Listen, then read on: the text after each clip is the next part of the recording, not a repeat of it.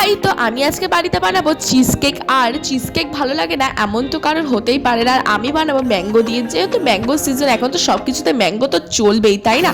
তো আমি প্রথমে অরিও বিস্কুট নিয়েছিলাম। অরিও বিস্কুটের পাটটার মধ্যে আমি দিয়ে দিয়েছিলাম বাটার মেল্ট করে। তারপর সেটাকে ভালো করে নাড়াচাড়া করার পর যখন মাখা মাখা হয়ে যাবে বিস্কুটের গুঁড়োটা, তখন তোমরা ভালো করে চামচ দিয়ে সেটাকে সেট করে দেবে।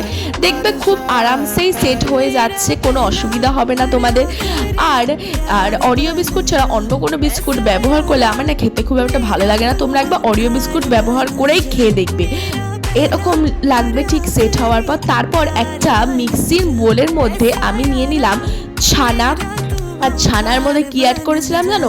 ছানার মধ্যে অ্যাড করেছিলাম এই ক্রিমটা আমি অরিও বিস্কুটের মাঝে যে ক্রিমটা থাকে ওইটা।